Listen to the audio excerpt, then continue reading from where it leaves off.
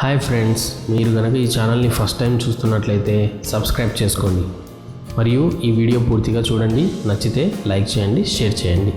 కొత్త అప్డేట్స్ కోసం పక్కనే ఉన్న బెల్ ఐకాన్ని కూడా ప్రెస్ చేయండి.